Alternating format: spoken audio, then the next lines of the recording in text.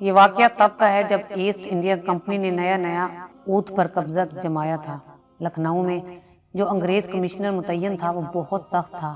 اس کا ایک اصول طریقہ یہ تھا کہ جلد از جلد عوام کا رہن سہن، بول چال، لکھنا پڑھنا سیکھ لینا چاہیے تاکہ عوام میں گھل مل جائے۔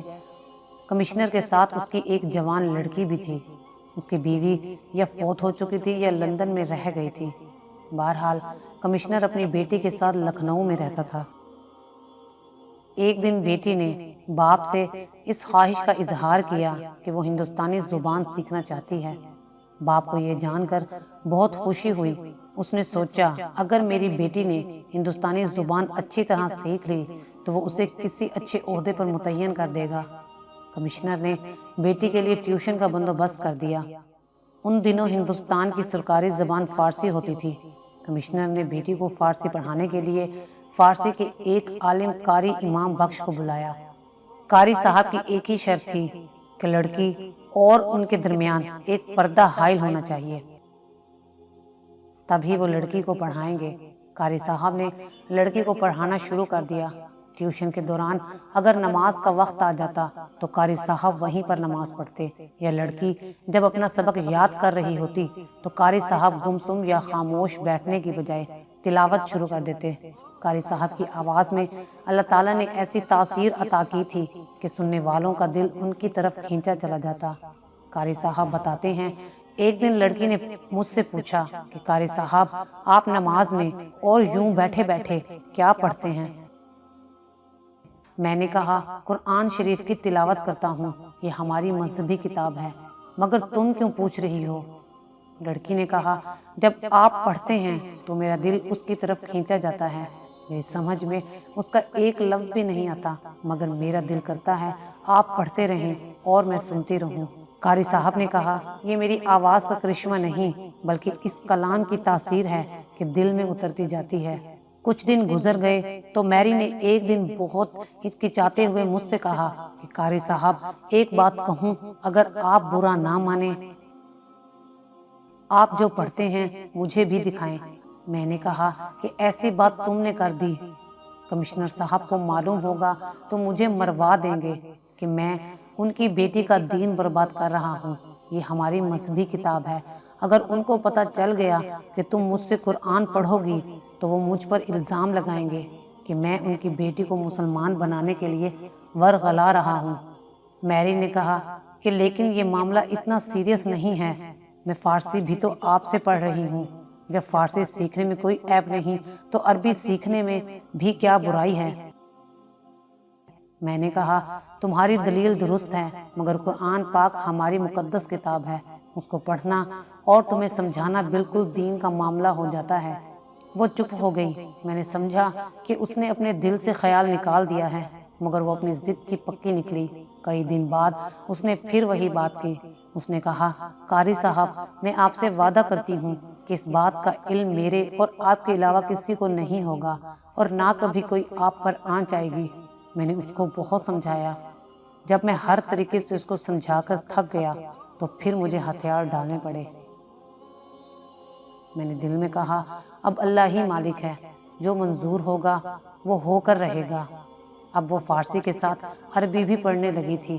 ایک تو وہ بہت ذہین تھی، دوسرا اس کا جذبہ اور شوق تھا کہ وہ بہت کم عرصے میں روانی سے پڑھنے لگی۔ کچھ دن بعد اس نے مجھے ایک اور بات کی، بولی قاری صاحب آپ مجھے اپنے دین میں داخل کر لیجئے۔ میرے پیروں تلے زمین نکل گئی۔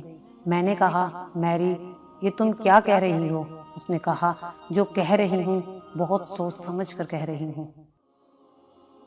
دل سے تو میں بہت پہلے سے مسلمان ہو گئی ہوں، مگر اب میں باقاعدہ کلمہ پڑھ کر مسلمان ہونا چاہتی ہوں۔ میں نے کہا تمہیں اس کا انجام پتہ ہے؟ کمشنر صاحب کو پتہ چل گیا تو میری تکہ بوٹی کر کے چیل کووں کو کھلا دیں گے اور عام مسلمانوں کا جینا بھی یہاں پر اجیرن بن جائے گا۔ تم مجھے معاف کرو، یہ کام مجھ سے نہیں ہو سکے گا۔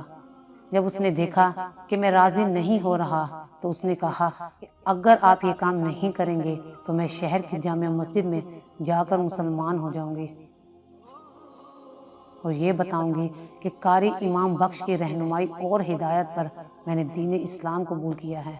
میں سخت پریشان ہو گیا۔ میں نے کہا اللہ کے لیے ایسا غضب نہ کرنا، پورے ہندوستان کے مسلمان انگریزوں کے زیر عتاب آ جائیں گے، قتل عام شروع ہو جائے گا۔ میری نے کہا تو پھر یہ کام آپ خود کر دیجئے، کسی کو کانو کان خبر نہیں ہوگی۔ میرا وعدہ ہے کہ آپ پر کبھی کوئی آنچ نہیں آئے گی۔ میرے پاس اور کوئی راستہ نہیں تھا۔ اگر میں یہاں سے بھاگنے کی کوشش کرتا تو یہ لڑکی کوئی قدم اٹھا سکتی تھی۔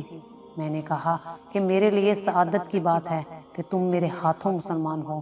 تم ضد کر رہی ہو تو میں کلمہ پڑھا دوں گا، مگر یہی درخواست کرتا ہوں کہ بہت پھونک پھونک کر قدم رکھنا۔ میری نے کہا آپ بالکل اطمینان رکھیں، میں اپنا مسلمان ہونا کسی پر ظاہر نہیں کروں گی، نہ خود خطرے میں آؤں گی نہ آپ کو خطرے میں پڑنے دوں گی۔ میں نے کہا کل تم میرے آنے سے پہلے نہا کر پاک صاف کپڑے پہن لینا۔ اس نے کہا ٹھیک ہے، میں ایسا ہی کروں گی، لیکن میں آپ کو یہ بتا دوں کہ جب سے میں دل سے مسلمان ہوئی ہوں ہمیشہ پاک صاف ہی رہتی ہوں، اور قرآن شریف بھی میں نے ہمیشہ پاکی کی حالت میں ہی پڑھا ہے۔ اگلے دن فجر کی نماز کے بعد میں نے اللہ تعالیٰ سے بہت گڑ گڑا کر دعا مانگی کہ مجھے ثابت قدم رکھنا، کسی آزمائش میں نہ ڈالنا۔ جب میں ٹیوشن پڑھانے پہنچا تو وہ تیار بیٹھی تھی۔ میں نے کہا پہلے ٹیوشن پڑھ لو پھر کلمہ پڑھ لینا۔ اس نے کہا نہیں قاری صاحب، پہلے کلمہ پڑھ کر مسلمان ہو جاؤں پھر کچھ لکھوں پڑھوں گی۔ اس نے بہت شوق کے ساتھ کلمہ پڑھا اور مسلمان ہو گئی۔ اس کے پورے وجود سے خوشی پھوٹ رہی تھی۔ اس نے بھرائی ہوئی آواز میں کہا قاری صاحب آپ کا یہ احسان میں کبھی نہیں بھلا سکتی، اللہ آپ کو اس کا اجر دے۔ میں نے اس کا اسلامی نام فاطمہ رکھا۔ اب وہ روزانہ اپنے سبق کے ساتھ دینی تعلیم بھی حاصل کرتی، مجھ سے روز پوچھتی کہ ایک مسلمان کو کن باتوں کا پابند ہونا چاہیے، کن باتوں سے بچنا چاہیے۔ پھر اس نے نماز پڑھنا بھی سیکھ لی اور بڑی پابندی سے نماز پڑھنے لگی، لیکن نماز پڑھتے وقت دروازے وغیرہ بند کر لیتی تاکہ کسی کو پتہ نہ چلے۔ ایک دن اس نے مجھ سے کہا قاری صاحب میں ہولی پروفٹ صلی اللہ علیہ وآلہ وسلم کے بارے میں پڑھنا چاہتی ہوں، ان کی لائف پر کوئی کتاب ہو تو مجھے لا دیں۔ تھوڑی تلاش کے بعد مجھے ایک اچھی کتاب مل گئی جو کہ انگریزی زبان میں تھی۔ وہ بہت خوش ہوئی اور اس نے اس کو بڑے ذوق و شوق سے پڑھا۔ وہ کتاب پڑھنے کے بعد اس میں ایک نمایاں تبدیلی یہ آئی کہ وہ آقا مولا کی ایک ایک بات، ایک ایک انداز اس کے دل میں گھس کر رہ گیا، اور ان کی شخصیت اور کردار سے اتنے متاثر ہوئی کہ اس نے خود کو حتی الامکان ان کی عادات میں ڈھال لیا۔ یہ کام اس کے لیے بہت مشکل تھا۔ ایک انگریز باپ کی بیٹی تھی، انگریزی ماحول میں رہتی تھی، مگر اس نے بڑی احتیاط سے خود کو سنت کے طریقے پر رکھا۔ وہ اکثر حضور اکرم صلی اللہ علیہ وآلہ وسلم کے بارے میں باتیں کرید کرید کر پوچھتی، اور جب ان کا ذکر ہوتا تو اس پر ایک جذب کی کیفیت ہو جاتی۔ ایسا والہانہ عشق میں نے بڑے بڑے بزرگوں میں بھی نہیں دیکھا تھا۔ کچھ عرصے بعد فاطمہ جب بہت اچھی طرح فارسی لکھنے پڑھنے لگ گئی تو میں نے کہا کہ اب تمہیں مزید ٹیوشن کی ضرورت نہیں، اس لیے میرا آنا ٹھیک نہیں، مگر اس نے کہا کہ ابھی مجھے آپ کی مزید ضرورت ہے، مجھ میں مذہبی پختگی نہیں آئے گی آپ کی رہنمائی کے بغیر۔ کمشنر مجھے بہت اچھی تنخواہ دیتے تھے اور اکثر اپنی بیٹی کی تعلیمی پروگریس کے بارے میں معلومات حاصل کرتے رہتے تھے۔ یہ سلسلہ چلتا رہا۔ وہ فارسی کے علاوہ عربی بھی پڑھتی رہی اور اسلامی تعلیمات بھی لیتی رہی، مگر یہ سلسلہ اس وقت رک گیا جب وہ بیمار ہو کر بستر سے لگ گئی۔ بیماری کی ابتدا معمولی بخار سے ہوئی تھی، مگر اس نے طول کھینچا اور بہترین علاج کے باوجود اس کی حالت روز بروز بد سے بدتر ہوتی گئی۔ میں اکثر اس کی عیادت کے لیے جاتا تھا اور اس کو دلاسا دیتا تھا کہ تم جلدی اچھی ہو جاؤ گی۔ ایک دن وہ کہنے لگی کہ قاری صاحب میرا وقت پورا ہو گیا ہے، مجھے کسی کی تسلی کی ضرورت نہیں۔ میں نے کہا ایسی باتیں کیوں کرتی ہو فاطمہ، انشاءاللہ بہت جلد صحت مند ہو جاؤ گی۔ اس نے کہا مجھے تو کوئی امید نہیں، مگر اس بات کو چھوڑیں اور میری ایک بات غور سے سنیں۔ میں مر گئی تو مجھے ایک انگریز کی حیثیت سے یہ لوگ انگریزوں کے قبرستان میں دفن کریں گے، مگر میں مسلمان ہوں، انگریزوں کے قبرستان میں دفن ہونا پسند نہیں کروں گی۔ میں نے کہا مگر یہ کیسے ممکن ہے، تم انگریز باپ کے علاوہ کمشنر کی اولاد ہو، کون ان کو اس کام سے روکے گا؟ اس نے چند لمحے سوچا، پھر بولی، ایسا کریں ان لوگوں کو ان کے اپنے طریقے پر مجھے گوروں کے قبرستان میں دفن کرنے دیں، مگر رات میں آپ کو میری میت انگریزوں کے قبرستان سے نکال کر مسلمانوں کے قبرستان میں منتقل کرنی ہوگی۔ یہ سن کر میری روح کانپ گئی۔ یہ کوئی معمولی کام نہ تھا، انتہائی خطرناک اور پیچیدہ کام تھا۔ مجھے چپ دیکھ کر فاطمہ بولی، قاری صاحب، آپ نے مجھ پر بہت احسان کیے ہیں، یہ آخری احسان بھی کر دیجئے۔ مجھے پتہ ہے یہ بہت دشوار کام ہے، اس میں بہت خطرہ ہے، مگر آپ خود سوچیں، میں ایک مسلمان ہوں اور مجھے اسلامی طریقے پر مسلمانوں کے قبرستان میں دفن ہونا چاہیے، میری جگہ انگریزوں کے قبرستان نہیں۔ اس نے بہت اصرار کیا، بہت منتیں کی۔ میں نے مجبوری میں اس سے وعدہ کر لیا کہ میں تمہاری مرضی کے مطابق ایسا ہی کروں گا۔ ابھی ایک ہفتہ بھی نہیں گزرا تھا کہ اس کا انتقال ہو گیا۔ اس کی موت ایسی نہیں تھی کہ ڈھکی چھپی رہتی، باپ پر قیامت ٹوٹ پڑی۔ اتنے مضبوط اعصاب کا آدمی بھی ٹوٹ کر رہ گیا۔ میت میں لکھنؤ میں موجود انگریزوں کے علاوہ مسلمانوں اور ہندوؤں نے بھی کثیر تعداد میں شرکت کی۔ میں بھی مرحومہ کے استاد کی حیثیت سے شریک تھا، جبکہ میری شرکت اس لیے بھی ضروری تھی کہ اس نے جو مجھے اہم ذمہ داری سونپی تھی، اس لیے مجھے اس کی قبر کا بخوبی تعین کرنا ضروری تھا۔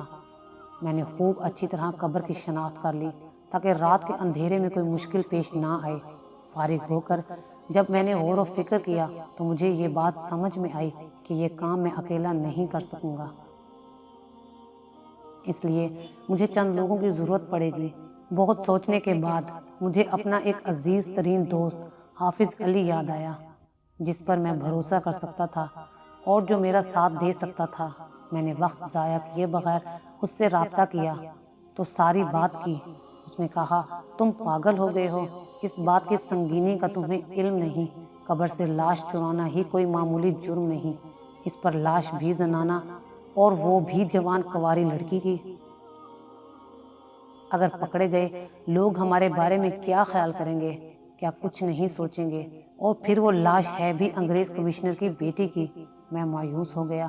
میں نے کہا، تم نے جن خطروں کا ذکر کیا ہے میں بے خبر نہیں ہوں، میں پہلے ہی غور کر چکا ہوں، مگر ان تمام خطرات کے باوجود یہ کام کرنا ہے۔ اس نے کہا، میں تمہیں یہی مشورہ دوں گا کہ تم اس خیال کو دل سے نکال دو۔ ٹھیک ہے، تم نے مرنے والی سے وعدہ کیا تھا، مگر ایسا وعدہ نبھانے کے لیے تم خود کو اور دوسروں کو مصیبت میں ڈال دو، یہ صحیح نہیں۔ قبر سے کیا ہوتا ہے؟ قبر میں تو محض جسم ہوتا ہے۔ وہ مسلمان ہو گئی تھی، اس کی روح کو اللہ تعالیٰ نے مسلمانوں کے درجے میں رکھا ہوگا۔ میں نے کہا، اگر تم میرا ساتھ نہیں دینا چاہتے تو مت دو، میں یہ کام اکیلے ہی کروں گا۔ وہ تھوڑی دیر مجھے ناراضگی میں دیکھتا رہا، پھر بولا، اگر تم مرنا ہی چاہتے ہو اور اپنے ساتھ میرا بھی بیڑا غرق کرنا چاہتے ہو تو یہی صحیح، مگر پھر بھی یہ کام دو آدمیوں کا نہیں، کم از کم 2 اور آدمیوں کی ضرورت پڑے گی۔ میں نے کہا کہ وہ باقی 2 آدمی کہاں سے آئیں گے؟ اس نے کہا، جہاں سے بھی آئیں، بہرحال انتظام کرنا پڑے گا۔ میت کو تم کندھے پر تو اٹھا کر نہیں لے جاؤ گے، چارپائی پر تو رکھنا پڑے گا، اور چارپائی کو لے جانے کے لیے کم از کم 4 آدمی ضروری ہوتے ہیں۔ تھوڑی سوچ و وچار کے بعد حافظ نے کہا، میرا خیال ہے کہ میرا شاگرد سلطان ایسا انسان ہے کہ جو میری بات رد نہیں کرے گا، اس سے بات کر کے اس کو منانا پڑے گا۔ سلطان ایک 25 سالہ نوجوان تھا جو کہ قرآن پاک حفظ کر رہا تھا۔ وہ اپنے استاد کی بہت عزت کرتا تھا۔ اس نے ساری بات سنی تو بڑی سعادت مندی سے کہا، حافظ صاحب، آپ کا حکم میرے سر آنکھوں پر، یہ کام مشکل اور خطرناک تو ہے، مگر آپ کی خدمت کر کے مجھے خوشی ہوگی۔ حافظ نے کہا کہ ہمیں ایک بندے کی اور ضرورت ہے جو ہمارے لیے مددگار ہو۔ اس نے تھوڑی دیر سوچا، پھر بولا، میری نظر میں ایک آدمی ہے، مگر وہ غریب آدمی ہے، محنت مزدوری کرتا ہے، اگر اسے کچھ پیسے دے دیے جائیں تو انکار نہیں کرے گا، قابل اعتماد بھی ہوگا۔ لڈن نام کے شخص سے سلطان نے ہمیں ملوایا۔ لڈن کو ہم نے اپنی توقعات سے بڑھ کر پایا۔ جب اس کو ساری بات بتائی گئی تو وہ فوراً راضی ہو گیا۔ اس نے کہا، یہ تو بڑے ثواب کا کام ہے حافظ جی۔ وہ نیک بی بی مسلمان ہو گئی تھی، اس کا گھورے قبرستان میں دفن ہونا کسی بھی حالت میں اچھی بات نہیں۔ اس کی خواہش کے مطابق ہمیں اسے ضرور مسلمان قبرستان میں دفن کرنا چاہیے۔ جب ہم نے اس کو کچھ پیسے دینا چاہے تو اس نے لینے سے انکار کر دیا۔ ہم چاروں نے پھر پوری منصوبہ بندی کی اور سوچا کہ سب سے پہلے ہمیں قبرستان میں قبر کھدوا کے تیار کرنی چاہیے تاکہ جب ہم میت کو لے کر جائیں تو تدفین کا کام فوری پورا ہو جائے۔ ہم نے مسلمان قبرستان میں شام ہونے سے پہلے ہی قبر کھدوا لی اور تقریباً رات کے 1:30 بجے ہم سب کدال، موم بتیاں اور باقی سامان لے کر گورا قبرستان پہنچ گئے۔ آسمان پر بادل تھے اور چاند بھی شروع کی تاریخوں کا تھا۔ پورے شہر میں سناٹا چھایا ہوا تھا۔ ہمیں قبرستان میں قدم رکھتے ہی کپ کپی آ گئی۔ ہوا سے کوئی پتا بھی ہلتا تو ہمارے رونگٹے کھڑے ہو جاتے۔ ہم جلد ہی فاطمہ کی قبر پر پہنچ گئے اور وقت ضائع کیے بغیر موم بتی کی روشنی میں لڈن نے قبر کی کھدائی شروع کر دی۔ تھوڑی دیر بعد قبر کھل گئی تو لڈن نے پھوڑا رکھ کر ہاتھ صاف کیے اور کہا کہ میں اندر جا کر تابوت سے میت نکالتا ہوں۔ اوپر سے سلطان نے موم بتی کی روشنی ڈالی، لہٰذا لڈن نے اسے موم بتی لے کر قبر میں قدم رکھا اور تابوت کا ڈھکنا اٹھا دیا۔ ڈھکن اٹھاتے ہی اسے ایک جھٹکا سا لگا۔ ہم لوگ کچھ نہیں سمجھ پائے۔ لڈن نے خوف زدہ آواز میں کہا، یہ کیا ماجرا ہے؟ ہم نے پوچھا کیا ہوا؟ اس نے کہا اندر دیکھیے۔ اس نے موم بتی میت کے قریب کر دی۔ جب ہماری نگاہیں میت پر پڑیں تو ہم پر حیرت کے پہاڑ ٹوٹ پڑے۔ وہ کوئی مردانہ ناش تھی۔ حافظ نے مجھے ناراضگی سے کہا، تم نے غلط قبر کھدوا دی۔ میں نے کہا نہیں، قبر یہی ہے۔ اس نے کہا اگر قبر یہی ہے تو میت کہاں ہے؟ اتنے میں لڈن بھی قبر کے اندر سے اوپر آ گیا۔ اس نے کہا حافظ جی، یقیناً آپ سے کوئی غلطی ہو گئی ہے، مگر کوئی بات نہیں، اندھیرے میں بھول چوک ہو ہی جاتی ہے۔ جلدی سے اصل قبر تلاش کیجیے۔ اور پھر ہم موم بتی لے کر آس پاس نئی قبر کے نشانات تلاش کرنے لگے، مگر کوئی بھی نئی قبر نظر نہیں آئی۔ اور پھر اس کھودی ہوئی قبر کے سرہانے میری شاگردہ کی تختی بھی لگی ہوئی تھی۔ لہٰذا ہم اسی نتیجے پر پہنچے کہ یہی قبر فاطمہ کی ہے، مگر یہ عجیب معاملہ ہے کہ میت کی جگہ کوئی مردانہ میت ہے۔ مزید تسلی کے لیے حافظ قبر میں اترا اور تابوت پر جھک کر میت کو دیکھنے لگا۔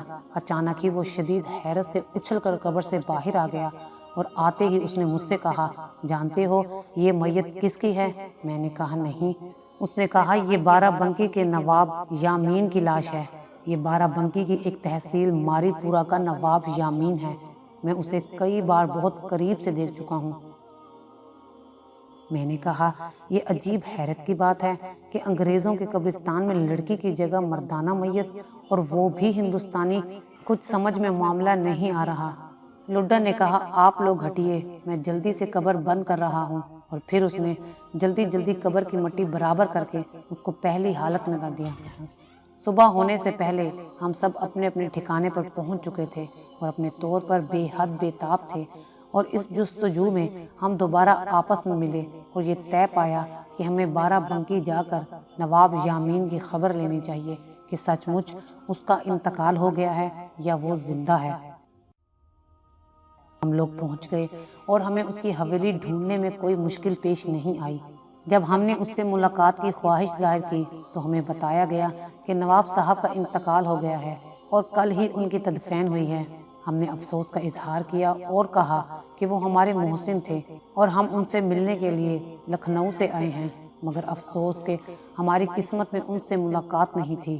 حویلی کے کارندے نے کہا آپ لوگ رات یہیں بسر کیجیے، اگلی صبح سفر کیجیے گا۔ حافظ نے کہا کہ ہماری بد نصیبی کہ ان سے ملاقات نہیں ہو سکی، مگر ہم ان کی قبر پر فاتحہ پڑھنا چاہتے ہیں، کیا آپ ہمیں ان کی قبر تک رہنمائی فرما دیں گے؟ انہوں نے کہا جی ضرور، کیوں نہیں۔ اور پھر ایک آدمی کی رہنمائی میں ہم لوگ ان کی قبر پر فاتحہ خوانی کرنے گئے۔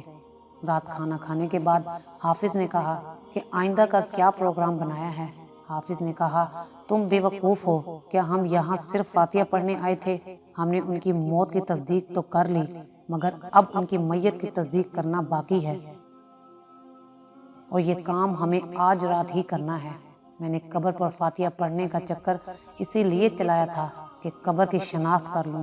لڈن نے کہا ہمیں نواب صاحب کی قبر ضرور دیکھنی چاہیے ورنہ یہاں آنے کا مقصد فوت ہو جائے گا۔ ہم لوگ چہل قدمی کے بہانے حویلی سے نکل گئے۔